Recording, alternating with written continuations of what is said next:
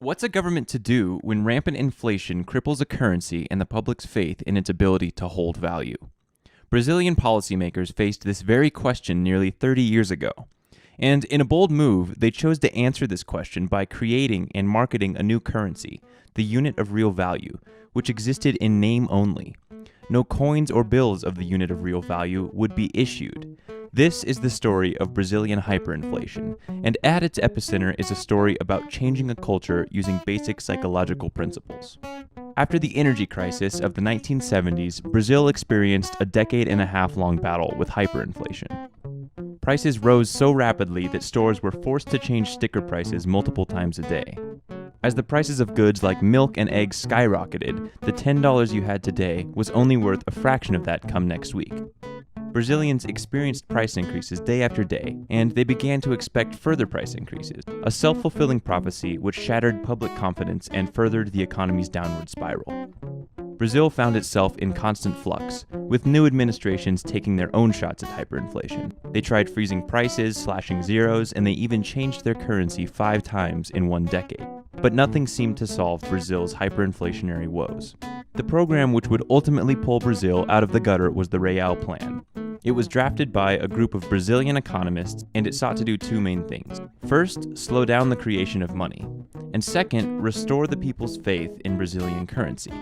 The importance of the first task, slowing down the creation of money, cannot be ignored, and much of the plan's success is owed to the monetary and exchange rate policies that targeted the root causes of the crisis. That being said, we're going to focus on the second task, restoring the public's faith. Once 1993 hit, the Brazilian Cruzeiro was no longer a viable way to store value. Whatever cash you had lost value by the hour. And as a result, Brazil experienced a bizarre culture which favored the here and now over the future. Any planning for the future was foolish, as time sucked the value out of your money. Officials needed to break this inflationary mindset of Brazilians and convince them that Brazilian currency was stable. To do this, they created a virtual currency, called the Unit of Real Value, a URV. It was virtual in the sense that it did not exist in bills or coins. The sole purpose of this currency was to act as a unit of account. You would go to the store and prices would be listed in URVs, but you would still pay using Cruzeiro. URVs remained stable in the midst of this hyperinflation, and this provided Brazilians with a stable anchoring point for purchasing goods. While Cruzeiros were still rapidly devaluing, URVs didn't fluctuate much. Look at it like this. You would go to the store and buy milk for 1 URV, and 1 URV might equal 10 Cruzeiros. When you went back to the store next week, milk would still be 1 URV, but now 1 URV might equal 20 Cruzeiros. Nobody really understood what a URV was, but it was simple to use, and over time it became easier to just think in terms of URV, and then do the Cruzeiro conversion at the counter. The purpose of the URV was to provide people with a stable anchor point, and gradually get them to expect those prices to remain constant.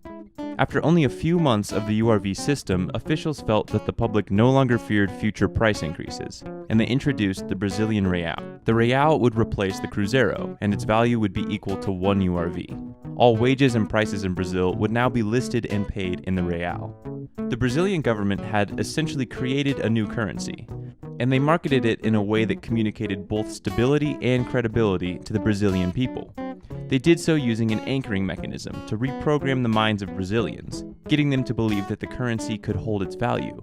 But more importantly, a people regained control over their lives. In a BBC article, Clemens Nunes explains, Brazilians suddenly became capable of making plans for the future instead of having to live in the here and now. When you read about the URV maneuver, many people describe it as if the Brazilian government tricked their people into thinking that their money would hold its value. On some level, this is true. However, the Real Plan was characterized by transparency, and there was no trickery beyond the use of basic psychological principles.